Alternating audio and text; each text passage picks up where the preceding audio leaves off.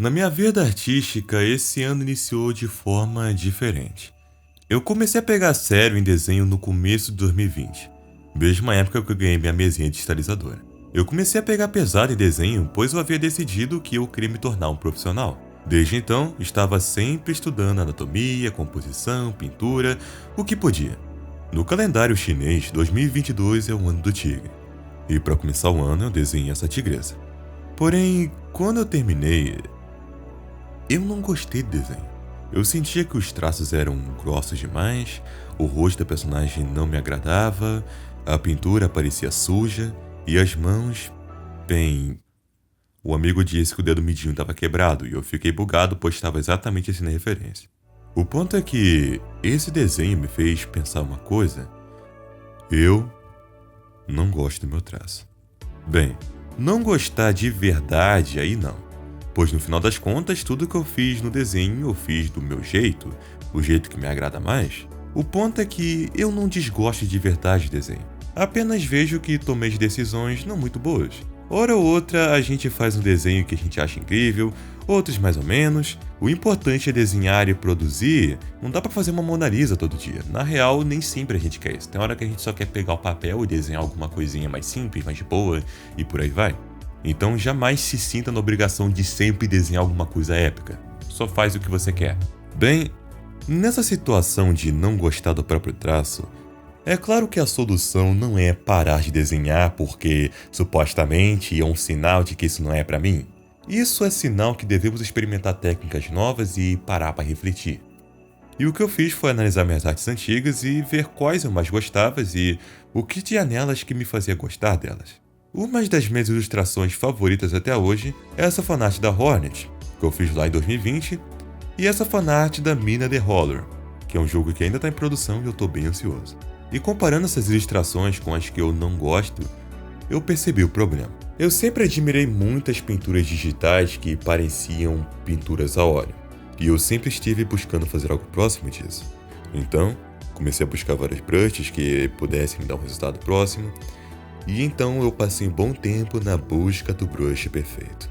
Meus amigos, quanta gente passa por isso, hein? Eu vejo muito artista de saco cheio de gente perguntando qual brush elas usam. E bem, eu consegui. Eu baixei vários brushes e as pinturas tinham um brushwork parecido com pinturas a óleo, mas tinha um porém. Eu sentia que as pinturas pareciam sujas, e eu percebi que essa sujeira era resultado da minha tentativa de suavizar o desenho. E eu fazia isso graças a outro problema comum que é o zoom na tela. Muito artista digital vai te falar a mesma coisa. Cuidado com o zoom. Porque isso faz a gente ver coisa demais e a gente adiciona detalhe, suaviza coisa aqui e ali, que quando a gente tira o zoom, esses detalhes somem. E dificilmente, para não dizer nunca, alguém vai ficar dando zoom na imagem para ver. E toda aquela suavização desnecessária tirava as hard edge da pintura, e isso fazia a pintura perder uma certa definição nas formas. Uma coisa que eu aprendi vendo uma live do Marco Alvaro é que o soft brush, quando usado errado, ele dá uma sensação de sujeira, como se você tivesse passado o dedo no grafite, saca? Então, parando com o zoom e evitando toda aquela suavização, eu comecei a sentir que as minhas pinturas estavam mais definidas. E era isso que os meus trabalhos anteriores que eu mais gostava tinham: definição. Como eu não queria um resultado de pintura a óleo naqueles trabalhos, eu ignorei essa pilha da pintura a óleo e os desenhos ficaram bem definidos. Então, o primeiro problema foi resolvido. O que eu tinha para resolver agora era a minha pira com brushes, pois eu ainda tinha incerteza sobre o meu brush ideal. Algo que eu recomendo a todos vocês fazerem é assistir timelapse ou lives de arte. E daí observar como funciona o processo de pintura para cada artista, pois o processo de pintura é algo muito subjetivo. O que funciona para outro artista pode não funcionar para você. Eu peguei para assistir as lives de um artista coreano chamado Rino Tuna. Ele é bem conhecido por ser especializado em design de personagem e o trabalho dele é incrível. Ele pega qualquer objeto, animal e cria um design incrível se baseando naquilo. Sério, como é que ele faz isso? Uma vez ele fez uma live desenhando e pintando vários personagens no mesmo arquivo, um ao lado do outro. E ver ele pintar é quase hipnotizante. Ele é muito objetivo e assim acaba pintando bem rápido. E como ele pintava? Quais brushes ele usa? Quantas camadas ele usa? Então, ele criava as ideias que precisava e depois mesclava tudo. As cores, a line art, tudo. E daí ele só ia pintando por cima. E quanto aos brushes, ele só usava o brush padrão, o redondo sem textura. E aos poucos eu fui adotando essa ideia. Eu tinha feito uma fanart da Suzy de The Root Academia, ou melhor outra, pois eu vivo desenhando essa criatura. E essa foi a primeira vez que eu abandonei essa regra, entre aspas, de manter a line art sempre acima de todas as layers. E eu pintei em cima da line art e ia refinando a line junto da pintura. Durante o tempo que trabalhei nessa ilustra da Suzy, eu mudei minha filosofia de pintura e fui me livrando de outro problema, que era a ideia que uma pintura termina no momento que eu não sei mais o que colocar nela. Essa ideia pode funcionar para certas pessoas, mas para mim não foi o caso. Tendo essa ideia na cabeça, eu ficava caçando coisa para colocar na pintura, de elementos maiores a simples detalhes, e isso no final acabava me dando também essa sensação de sujeira. Então a nova ideia que eu coloquei na minha cabeça foi: uma pintura termina no momento que apenas o que é necessário é colocado no trabalho. Essa filosofia funciona melhor para mim, pois agora eu não fico mais espremendo minha cabeça para colocar o máximo de coisa que dá, mas sim apenas o que preciso, apenas o necessário. Então, depois dos meus próximos trabalhos e estudos, eu decidi experimentar o brush padrão sem textura, que nem o Rinotuna. E não só o Rinotuna, como muitos outros artistas que adotam o brush padrão também. E meus amigos, essa arte que vocês estão vendo agora é uma arte que eu fiz para o ganhador de um sorteio que eu fiz para os membros do meu canal no YouTube. E nessa arte eu pintei só com brush padrão e um soft brush que tem uma texturazinha para ajudar a não deixar muito artificial. E essa, meus amigos, é uma das artes recentes que eu mais me senti satisfeito. Depois fiz alguns estudos de pintura com algumas imagens usando o mesmo método de pintura. E eu fiquei muito satisfeito com o resultado. Então, é isso. Finalmente encontrei de vez os brushes que melhor funcionam para mim. Sobre as configurações dos brushes, apesar da textura ser a padrão, são as configs que mudam o jogo.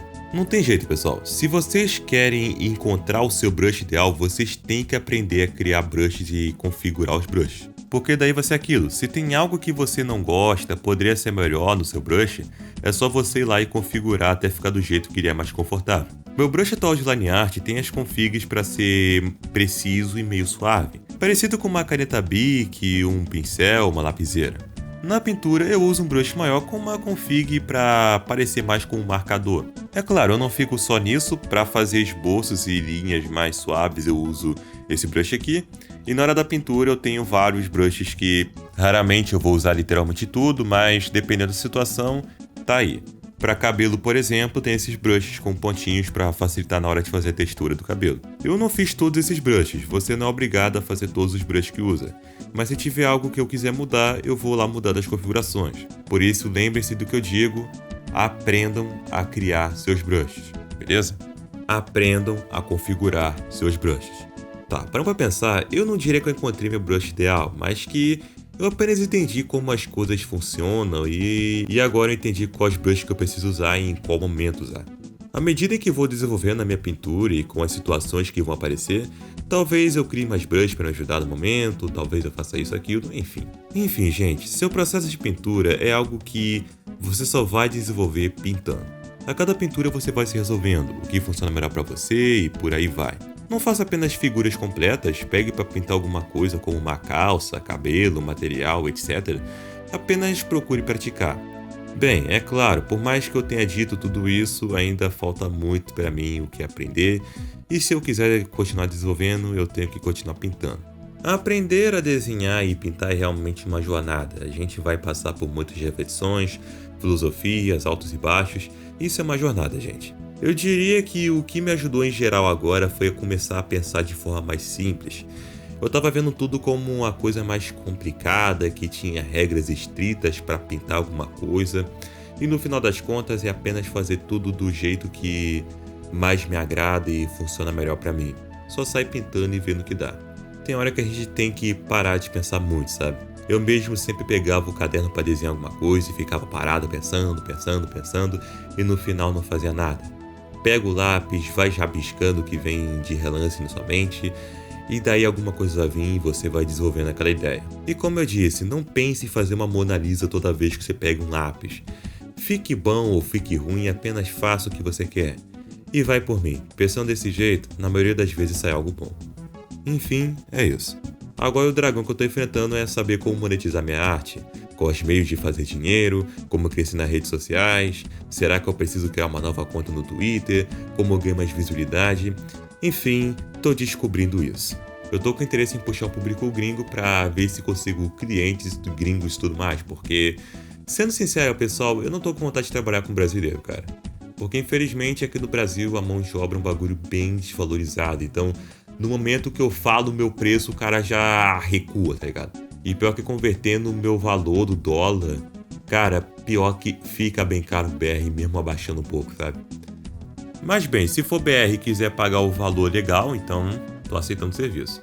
Pessoal, avisando que eu tenho um Instagram, tô postando desenho por lá, dê uma seguida se você se interessar, beleza? Enfim, obrigado a você que assistiu até aqui e até a próxima.